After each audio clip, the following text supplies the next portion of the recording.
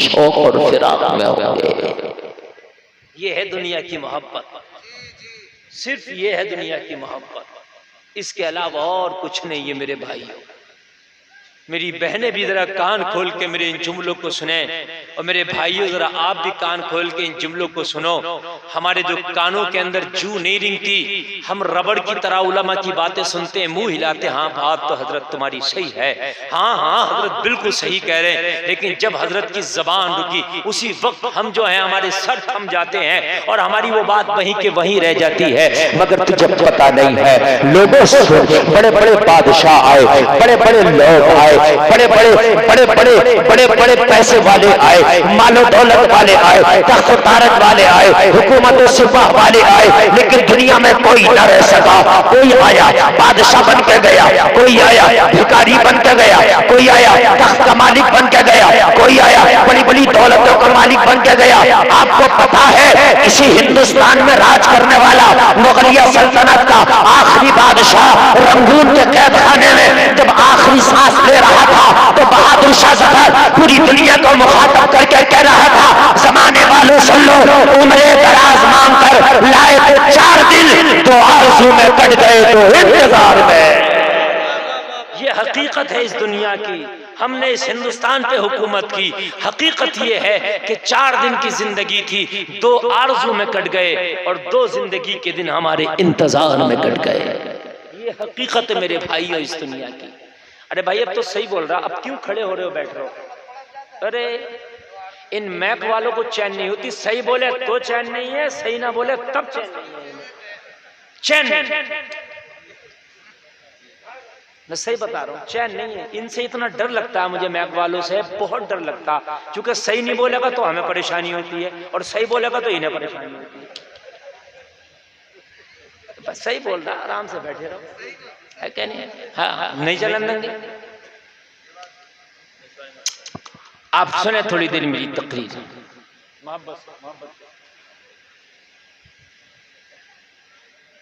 आप लोग भी थोड़ा सा सुनेंगे ना तो हाँ, इन लोगों के अंदर ताजगी पैदा होगी। हमें तो लोग बहुत लेट ही बैठाते हैं, बहुत लेट, 1 बजे से पहले बैठाते हैं। अच्छा, देख काय के लिए चढ़िए, खाना खिलाया जाएगा। अच्छा, सुबह को तवज्जो फरमाएं, अब मेरी बात पर आप तवज्जो करें। मेरे भाई ये मोहलत है हमारे पास, फिर नहीं आएगी, फिर नहीं। अब आज ले उनकी पना, आज मदद मांगो उनसे, कल न मानेंगे क़ियामत में अगर मान गया। तुम तो मान जाओगे क़ियामत में, लेकिन फिर वो न मानेंगे। समझ रहे हैं? आज मोहलत है, इस मोहलत में जो मैं गुफ्तगू कर रहा हूं इसको जरा सुन ले। मोहलत है और ये ऐसे गुजरेगी, मोहलत ऐसे गुजरेगी, खुदा की कसम पता ही नहीं चलेगा कि कब गुजर जाए। मेरे भाइयों, जिसकी उम्र 50 साल हो, वो जितनी आपकी जितनी उम्र भी है, आप अपने आप को किसी से पूछने की जरूरत नहीं है, खुद बताओ।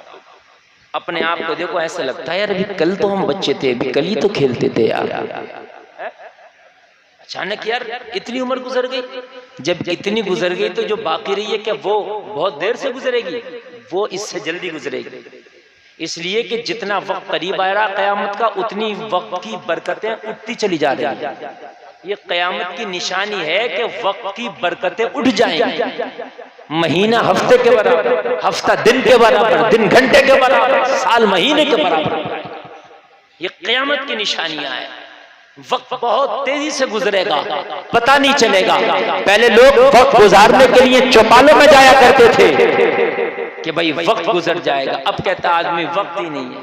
बोलो, आपने सुना नहीं यार, बड़े दिन हो गए यार, आए नहीं आप। हजरत वक्त ही नहीं, हजरत वक्त ही। पहले चौपाला चलती थी, वहां जाते थे लोग, चौपालों में वक्त गुजारते थे। 10-10 लोग बैठे होते थे चौपालों में, 20-20 लोग बैठे होते थे। गांव में कई चौपालें चलती थी, अब एक भी नहीं चलती।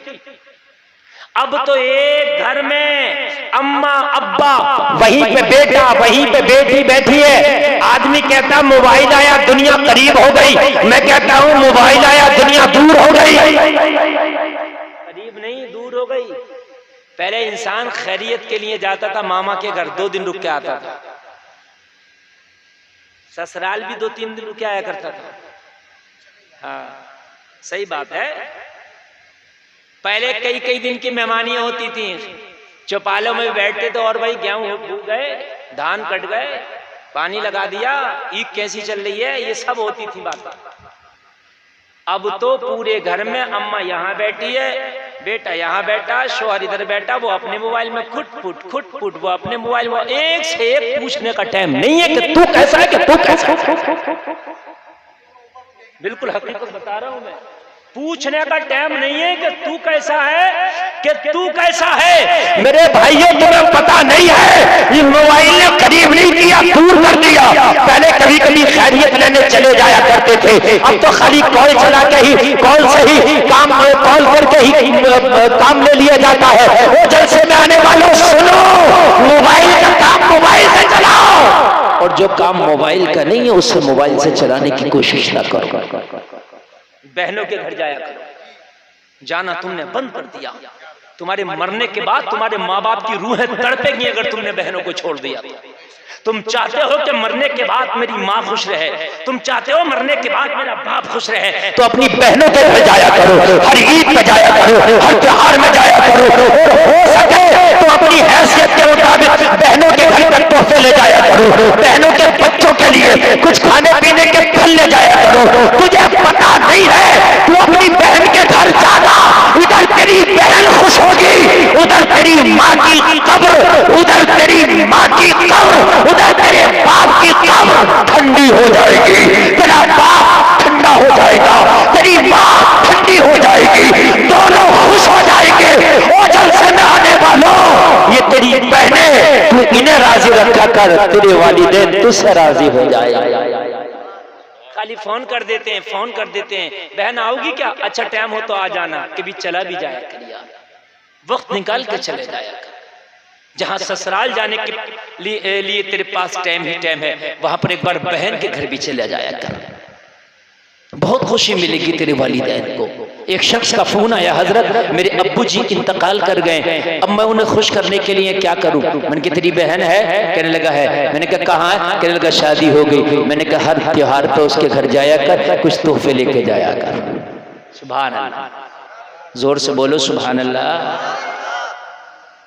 बहनों को न भूला, त्योहार के मौके पे, किसी खुशी के मौके पर उनके घर पे जरूर जाया करो, उन्हें जरूर लाया करो। आज तो ऐसा होता है, अगर बहन आ जाए ना अपने बच्चों को लेकर के, उसके बच्चे थोड़ी सी शैतानी कर दें तो बेगम का मुंह टेढ़ा हो जाता है। और जब ये आती है तो यही करती है, तुम्हारी बहन आई तो ये शीशा तोड़ दिया इनके बच्चों ने, इसके बच्चों ने ये कर दिया। तुझे पता नहीं है ये भी उसी के बाप का घर है, जिस शोहर की प्रॉपर्टी पे तू रह रही है ना, उसी के बाप का घर ये भी है, जिस बहन को कह रही है कि जल्दी चली जाया करे। समझ रहे हैं, बेगम का मुंह टेढ़ा हो जाता है अगर बहन के बच्चे आ जाएं तो।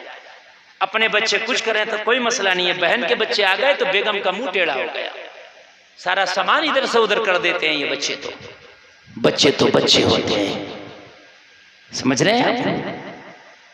समझाया करो इस चीज को, घर वालों को ख्याल किया करो इनका।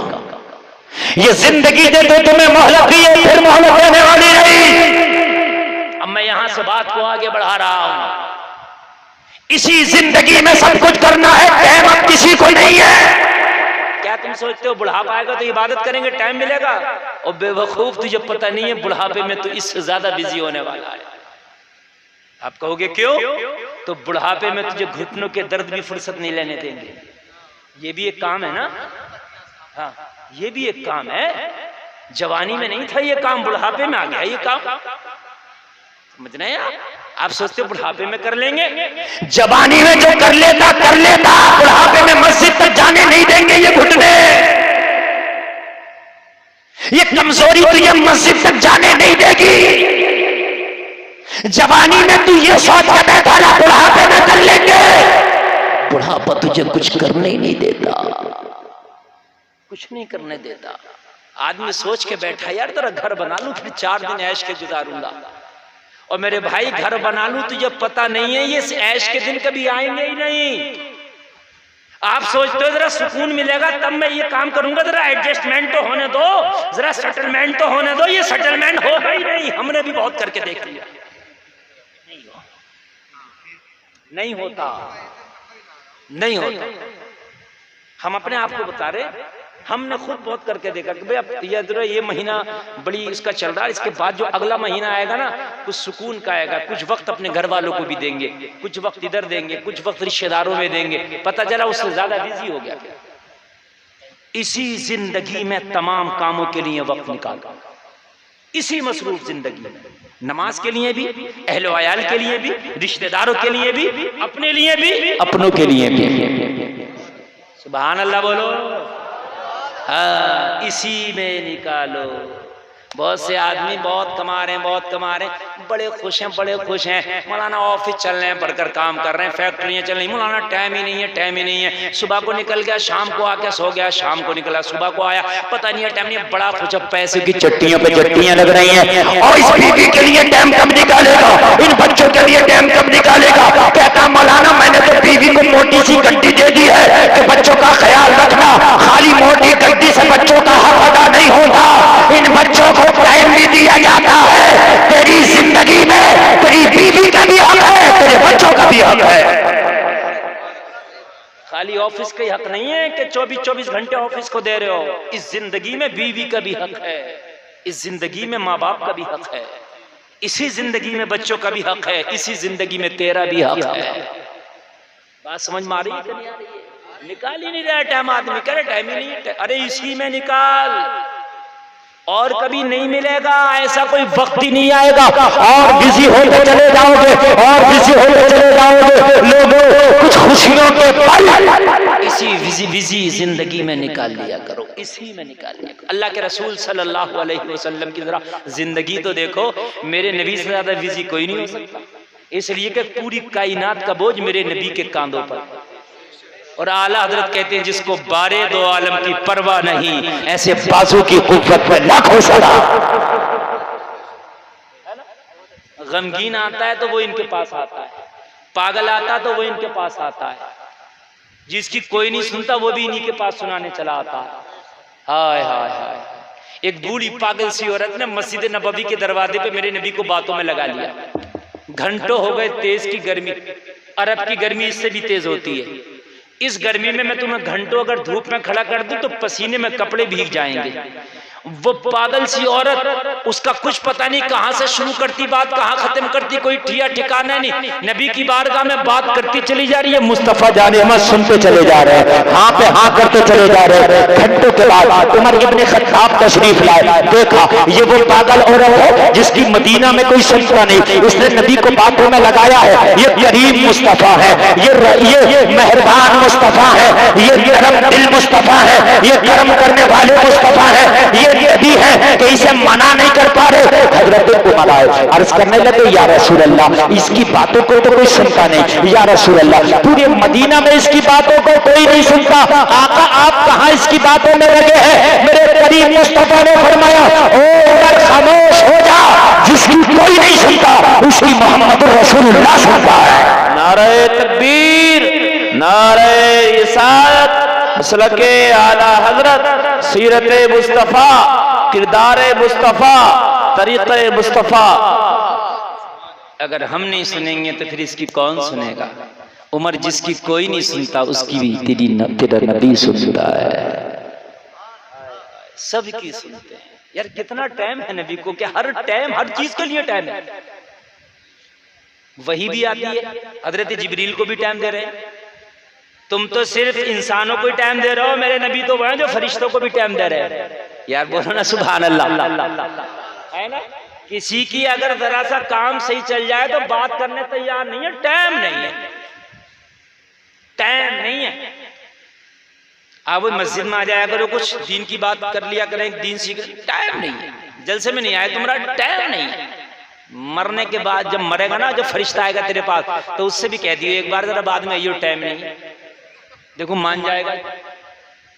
बात है क्या नहीं है, टाइम नहीं है। कब होएगा टाइम, टाइम निकालने से निकलता। तुम बड़े हो गए तो टाइम नहीं है कि मेरे नबी से ज्यादा बड़ा तो कितना बड़ा है तू, 4 पैसे अगर टाइम नहीं है दीन की बात करने टाइम नहीं है, नमाज के लिए टाइम नहीं है, अपनों के लिए टाइम नहीं है, टाइम नहीं है। कान खोल करके सुन लो, इसी में निकालना पड़ेगा मेरे नबी की जिंदगी को आइडियल बनाओ।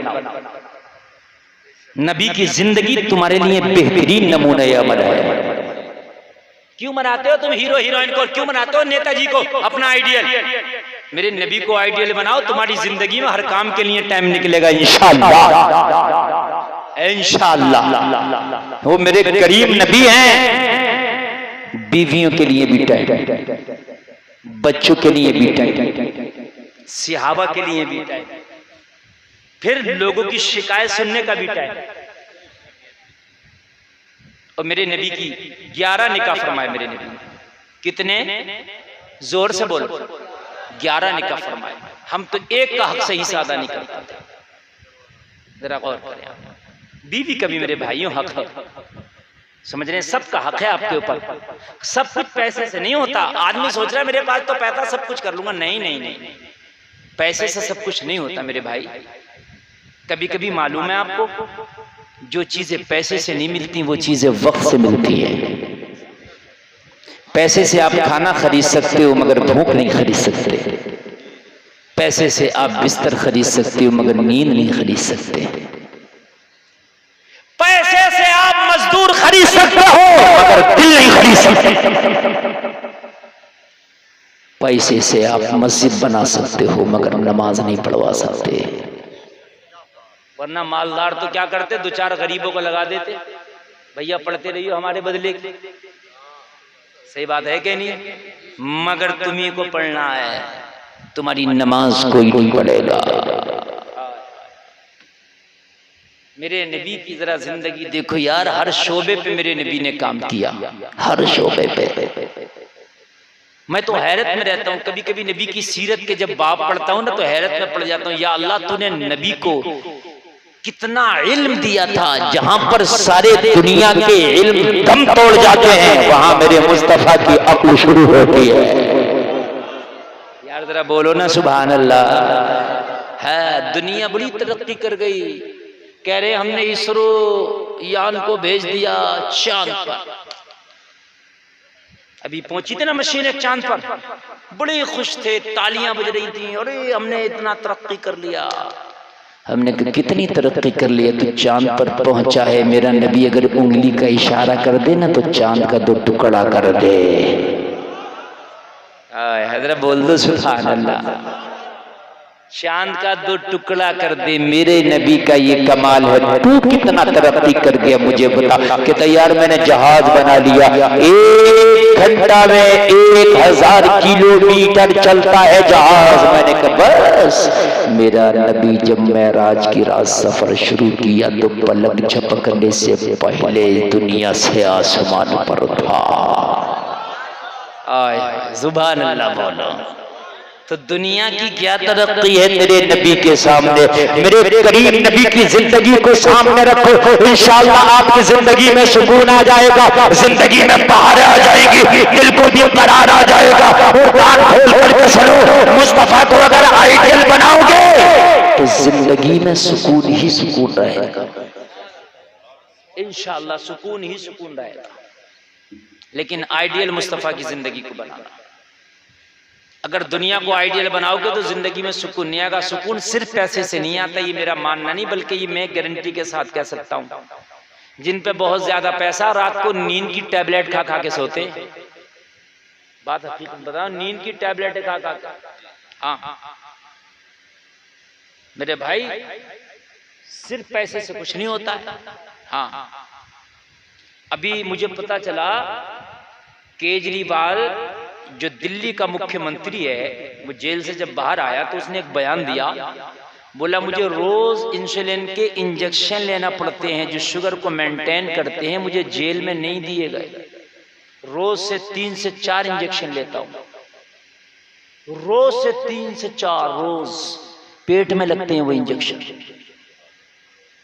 इंसुलिन वाले जो शुगर को मेंटेन करते हैं। मैंने सोचा या अल्लाह, कितना बड़ा ओहदा है, मुख्यमंत्री है, लेकिन सुकून नहीं है जब तक इंजेक्शन नहीं लगेगा, जब तक सुकून नहीं आएगा। पता चला सुकून पैसे और ओहदे से नहीं है, अल्लाह की अता से है। ये बयान आप भी यूट्यूब से निकाल कर सुन सकते हैं जो मैं बात बता रहा हूं मेरे भाइयों। एक अल्लाह वाली ज़ईफ़ा थी, उसने अपने बच्चों को ऐसी तरबियत दी थी, ऐसी तरबियत दी थी, जरा सुने मजा आएगा। आप तो बच्चों को तरबियत भी देते हो तो शक्तिमान वाली तरबियत देते हो, बच्चों को जो है यूट्यूब पे ऊट पटांग तरबियत हमारी बहनें देती हैं। एक अल्लाह वाली ने अपने बच्चों को मोहम्मद रसूलुल्लाह की सुन्नतें सिखा के बच्चों को जवान कर दिया। जब बच्चे जवान हुए शाम को घर आते, जितना भी कमा के लाते माँ के पास पेश कर देते, माँ उनके सर पे हाथ रखती, बच्चों की थकन उतर जाती। सुभान अल्लाह। खाना बनता, एक जगह खाना निकाल कर रखा जाता, चारों बेटे इकट्ठा होके माँ के साथ मिल करके एक ही तबाक में, वो जो बड़ा सा होता था, क्या बोलते हैं उसे, तबाक ही बोलते हैं इधर भी ना, उसमें बैठ के खा लेते। हाय हाय, पूरे गांव के अंदर यार उसके घर की मिसालें दी जाती थी, उस जैसा इत्तेफाक कहीं नहीं है तो गरीब, बेटे तो मजदूरियां करके आते हैं, बेटे तो मजदूरियां करके आते हैं, मगर घर को उस माँ ने जन्नत का नमूना बना डाला है, इसलिए कि जब शाम को आते हैं तो माँ के हाथ को बोसा देते हैं, जब सुबह को जाते हैं तो सरों पे माँ का हाथ रखवा के जाते हैं। बड़ी खुशियां हैं। वो घर जन्नत का नमूना था। घर तो तुमने भाई इनेमल पेंट, फलाने पेंट, धमके पेंट सब कुछ करा लिए, लेकिन भाई से भाई का दिल जुदा है। तेरे भाई में, तेरे घर में कहां से दिल लगे? भाई का भाई से दिल जुदा है, कहां से दिल लगेगा घर में? शाम को जब आते सारी थकन उतर जाती और माँ भी उन्हें दुआएं देती, बच्चों की थकन उतर जाती, इधर माँ का दिल शेर हो जाता। एक दिन ख्वाब में इस बूढ़ी के माया आ गई। माया जानते हो जो होता खजाना, क्या होता है खजाना जानते हो? नहीं, माया। माया आजकल इस माया का बड़ा वो चल रहा है, बहुत ज्यादा इस वक्त माया का। जिसे देखो हजरत हमारे घर में मियाँ ने माया बताई है, बड़ा ट्रेंड चल रहा। अरे इतना ट्रेंड चल रहा, बहुत ट्रेंड चल रहा। मियाँ ने माया बताई। और हमारी माँ बहनें इतनी सीधी, इतनी भोली हैं, इनसे ये पूछो ये मियाँ अगर माया बताता तो तुझे क्यों बताता, खुद ही ना निकाल लेता? भाइयों, बड़ी हमारी सीधी माँ बहनें। मियाँ ने कह दिया तुम्हारे घर पे बंदिश चल रही है, हमारी बहन मान गई यहाँ बंदिश चल रही है, तेरे कारोबार को बंधवा दिया। और कान खोल करके सुन लो, किसकी ताकत है कारोबार को बंधवा देगा? रिस्क देने वाला अल्लाह है। कौन है जो अल्लाह के हाथ को बांध दे? रिस्क देना अल्लाह का काम है। इन्नल्लाह यर्ज़ुक़ु मन यशाअ बिग़ैरि हिसाब। अल्लाह जिसे चाहता बेहिसाब रिस्क देता है। किस मियाँ की ताकत है? किस मियाँ ने माँ का दूध पिया के अल्लाह के हाथ को बांध? ये तो नहीं कहता तेरा नसीबे में इतना, दुआ कर, अल्लाह दुआओं से तकदीर बदल देता है। हमारी माएँ देखो, हमारी बहनें इतनी भोली भाली, इतनी सीधियों का चक्कर लगानी है मियाँ की। समझ रहे हैं आप? कोई 7 जुमेरातें कर रही है, मज़ारात पे जा रही हैं, 7 जुमेरातें मज़ारात की चल रही हैं। अच्छा ये बताओ, ये 7 जुमेरातें कहाँ से? आज तक मैंने किसी किताब में ना पढ़ा। कोई एक मौलवी बता दे कि 7 जुमेरातें करना। 7 जुमेरातें कर रही, कलियर में पढ़िए, अजमेर में पढ़िए, बदायूं में पढ़िए, किसने कहा भी तुझसे हम पढ़ी रही? पहले तो तेरा है आना ही ठीक नहीं था मज़ार पर, तू करने क्या आई है? तुझ पर अल्लाह उसके फरिश्तों की लानत बरस रही है, तू यहाँ मज़ार पे क्या करने चली आई? और तू आ भी गई थी तो शरीयत के दायरे में रह के, कहीं पर्दे में रह के एक तरफ को बैठ जाती, मज़ार में अंदर न जाती, वहां बैठ के चुपके से दुआ कर लेती और 2-4-5 मिनट में घर वापस आ गई होती। पहले तो इस दायरे में अब जा नहीं सकती। अगर इस दायरे में जा सकती है तो जाए, लेकिन जब नहीं जा सकती तो ना जाए। लेकिन मज़ारों पे आज मर्द कम और औरतें ज्यादा। आपको यकीन ना तो जाके देख ले। हाँ,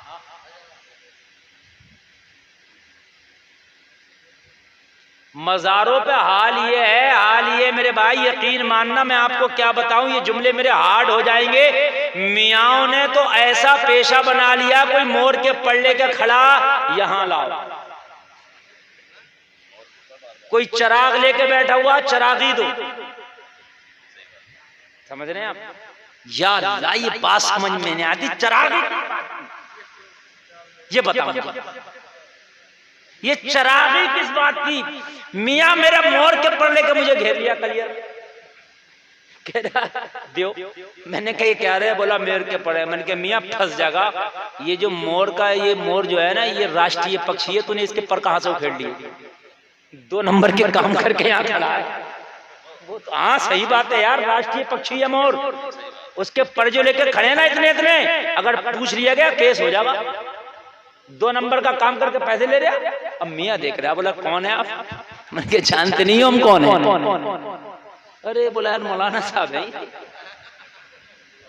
हैं। मेरे भाइयों, एक बात कान खोल करके सुन लो, अपने घरों में इस बात की तलकीन करो, मज़ार शरीफ पे जितनी भी ख़वातीन जा रही हैं, वहां जाकर अलावा नुकसान के फायदा एक रत्ती करें। सिर्फ मियाओं की खूब ढकोसलेबाजियां पूरी हो रही हैं और कुछ नहीं है। सिर्फ ढकोसलेबाजियां पूरी हो रही हैं, बेपर्दगियां हो रही हैं और कुछ नहीं है। और एक बात बहुत मोटी कह रहा हूं मैं, ये चैनल वाले चल रहे हैं, ये इसको डालें, खूब डालें, ये डंके की चोट पे कह रहा हूं। और नई बात कह रहा हूं मैं, आज जितने हवाई असर चल रहे हैं मज़ारात पे, बाजारों में, औरतों का जाना बंद कर दो, 90% औरतों का असर खत्म हो जाएगा, मेरी गारंटी है। 90% औरतों का असर खत्म हो जाएगा, मेरी गारंटी है। किसी मियाँ के पास जाने की जरूरत नहीं, ना कोई तावीज, ना कोई अमल। मज़ार पे और बाजारों में जाना बंद करो इंशाअल्लाह। 90% खत्म, बिल्कुल। ये जो असर है, ये हवाई असर नहीं है, जमीनी असर। ये हवाई नहीं है, ये सब जमीनी नीचे का है, बिल्कुल नीचे का। हाँ, मैं कलियर शरीफ में खुद अपनी आंख से देख रहा हूं, एक पे मियां वो आ रहा जिन, बड़ा पटकियां खा रही। उसने एक का मोबाइल लिया, उठा के फेंक दिया, तोड़ दिया, डर के मारे। उसने कुछ ना कहा, इस पे भाई जिन आ रहा। उसने कुछ ना कहा, डर के मारे, पुलिस पे जिन है, पटक दी। एक मौलाना भी मोबाइल लेकर खड़ा, मौलाना के पास आई। मौलाना जरा थोड़ा सा तेज आदमी होता है, मौलाना को मोबाइल छीना। उसने कही तुझसे बड़ा वाला मेरे ऊपर है। मौलाना बोला तुझसे बड़ा वाला मेरे ऊपर है, अगर मोबाइल को हाथ लगाया, चुटिया पकड़ के यहाँ इतनी पटखियां दूंगा तुझे, और मैं नहीं दूंगा, वो मेरे ऊपर वाला देगा। कि मौलाना कह रहा है हज़रत मेरी तरफ से होकर ना गुजरी, मेरी तरफ से होकर ना गुजरी। समझ रहे हैं आप? उसको पता है ये मौलाना अभी ये समझ गया है कुछ नहीं, इस पर ये पकड़ के पटखी दे देगा मुझे। यार एक बात ये बता दो मुझे, ये सब औरतों पे जिन आ रहे हैं है?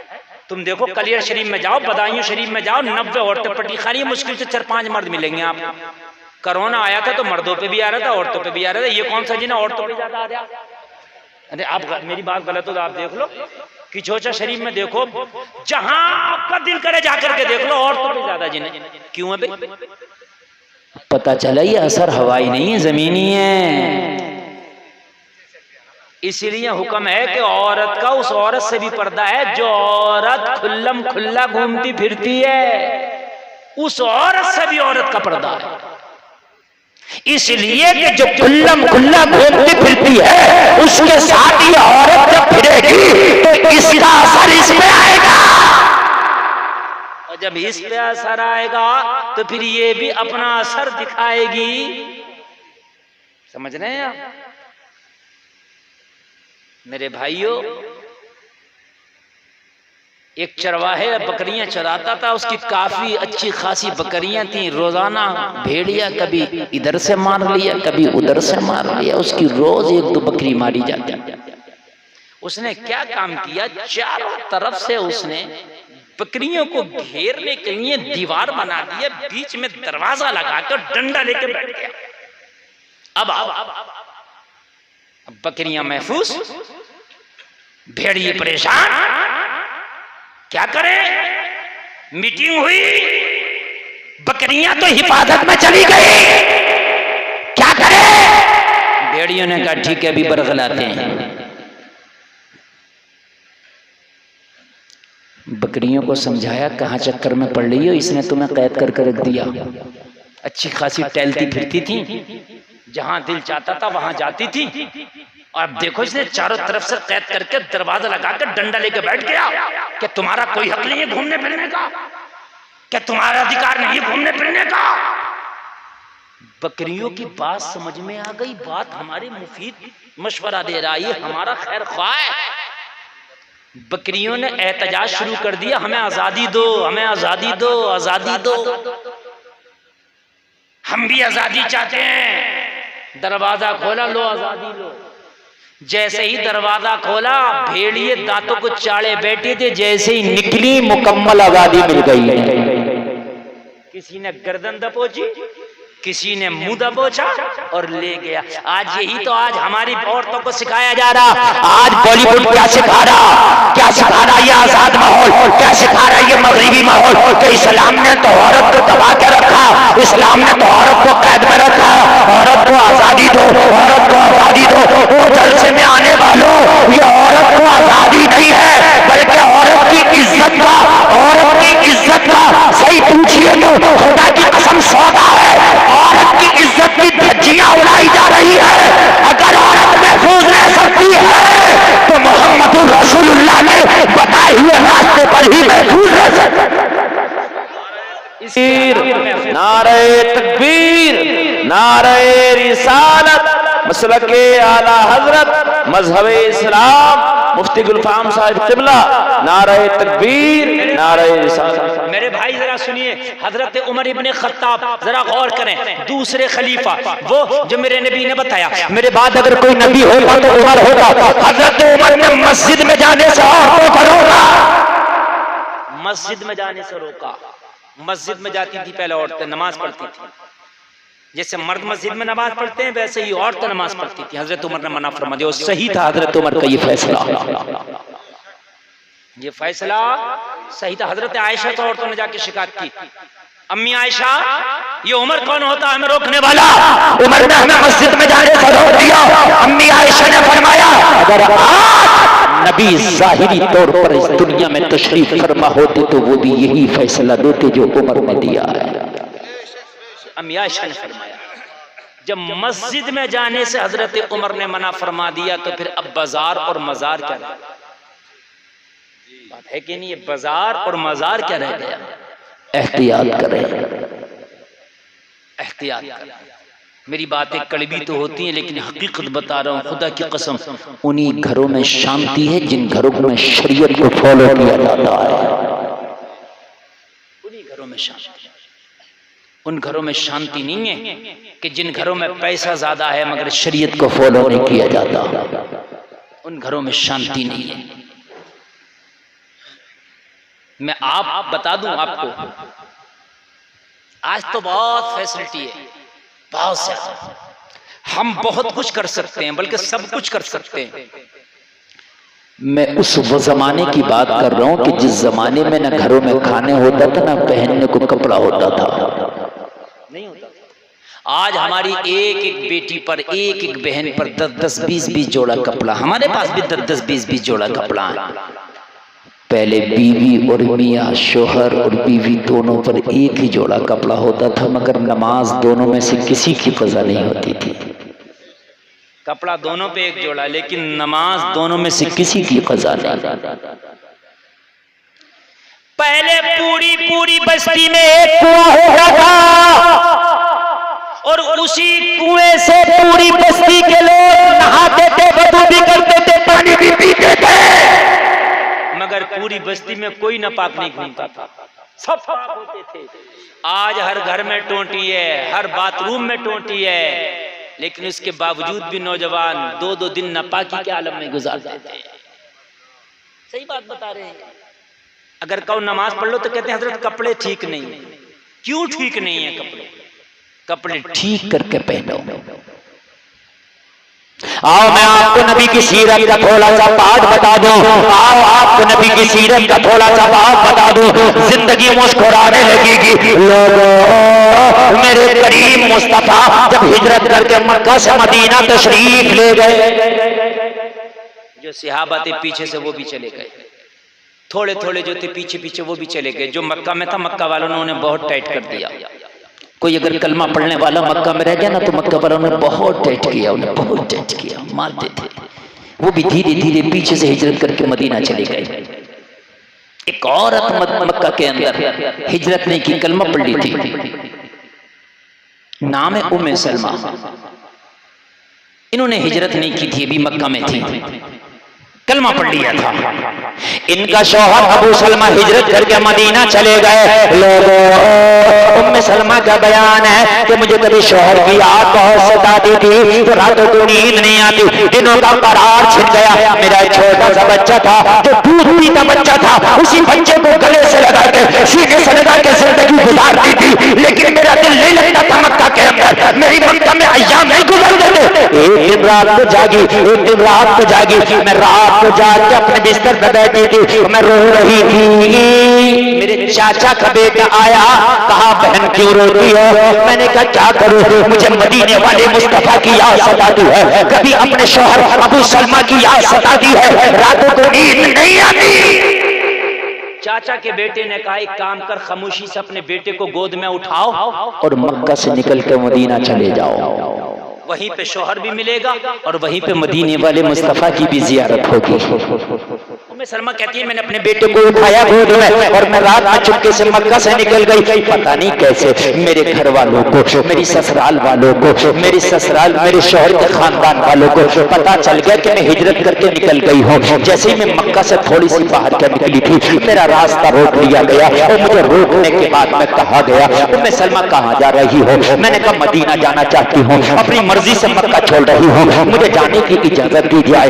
मेरे ससुराल वालों ने कहा, मक्का के लोगों ने कहा, उम्मे सलमा तुम मदीना नहीं जा सकती हो, अगर मदीना जाओगी तो ये जो तुम्हारा बेटा है दूध पीता बच्चा, इसे छोड़ के जाना पड़ेगा। ये हमारे खानदान की निशानी है, हमारे खानदान का चश्मा चराग है, हमारे खानदान का खून है। अगर इसे लेकर जाना चाहती हो नहीं जाने देंगे, इसे छोड़कर जाना चाहती हो इजाजत देते हैं। हमारा खानदान का खून है, ये हमारे खानदान का चश्मो चराग है, नहीं जाने देंगे। कहने लगी मैंने फैसला कर लिया था, अब मदीना जाकर दम लूंगी। मैंने कहा मक्का वालों, अगर मेरा बेटा मुझसे मांगते हो तो बेटा ले लो, लेकिन मदीना जाने से अब मुझे कोई नहीं रोक सकता। सुभान अल्लाह, अल्लाह करे कि तुम भी मदीना जाओ। सुभान अल्लाह, जोर से बोलो यार सुभान अल्लाह। मदीना जाने के लिए जरूर दिल में तमन्ना जरूर करना। और देखिए जो इरादे बनते हैं अल्लाह उन्हीं को पूरा करता है, जो इरादा ही नहीं बनाएगा तो फिर पूरा कहां से होगा? बात है कि नहीं? इरादा बना लो दिल में कि एक बार मौला मदीना जरूर जाएंगे, इरादा बना के रखो। इंशाअल्लाह ये किसी दिन इरादा हकीकत में बदल जाएगा, और जिस दिन हकीकत में बदल गया ना, उस दिन तेरी जिंदगी सफर जाएगी। कहने लगी अब तो मुझे मदीना जाना है। रात का आलम है, उम्मे सलमा कहती है मेरा बेटा छीन लिया गया, दूध पीता बेचा था, मैंने अपने कलेजे के टुकड़े को अपने ससुराल वालों को दे दिया, मक्का के लोगों को दे दिया। अकेली तन्हा मैं मक्का से निकली, मक्का के लोग कह रहे थे ये अकेली मदीना नहीं जा पाएगी, इसे जरा जंगलात से तो गुजरने दो, डर के मारे वापस आ जाएगी, अकेली औरत कैसे मदीना जाएगी? उम्मे सलमा का बयान है, मैंने मक्का छोड़ दिया, मुझे बेटे की याद भी आती थी, दूध पीता बच्चा था, मैंने दूध पीते बच्चे को छोड़ा। ये मेरा रब जानता है कि मैंने कैसे छोड़ा था, मगर मदीने वाले मुस्तफा की मोहब्बत में मैंने बेटे को भी कुर्बान कर दिया, छोड़ दिया। मैं जैसे ही शहर मक्का को छोड़कर निकली, सहरा और जंगलों में पहुंची, कहने लगी रात का आलम था, डर की वजह से मुझे ऐसा लगता था कि कोई दरिंदा आके मेरे पर हमला ना कर दे, डर लगता था कोई इज्जत का लुटेरा आके मेरी इज्जतों पे हमला ना कर दे। कहने लगी मैं डरती डरती सफर कर रही थी। फिर मैंने मदीने का रास्ता देखा भी तो नहीं था, मैं पगडंडियों पे चल रही थी। अच्छा, उस वक्त कोई सड़क नहीं था, उस वक्त कोई ऐसा निजाम नहीं था, ना कोई सवारी का इंतजाम है, ना कोई बना हुआ सड़क है, वही कच्चे रास्ते हैं, वही कच्ची पगडंडियां हैं। कहने लगी मैं अंदाजे से चल रही थी कि मदीना का रास्ता मिले तो मुझे मदीना मिले। बस ऐसा लग रहा था कि मैं जंगल में भटक गई हूँ, सहरा में भटक गई हूँ। मैं घबराहट के मारे मेरा दिल फटा जाता था। उम्मे सलमा का बयान है कि मैंने सामने से नजर उठाई तो ऐसा लगा जैसे कोई ऊंट पे सवार कोई मर्द आ रहा है। मैं डर गई, या अल्लाह कहीं कोई ये इज्जत का लुटेरा तो नहीं है, ये कोई मर्द आ रहा है। और मक्का के लोग औरत की इज्जत को खिलौने से ज्यादा नहीं समझते थे हजरात।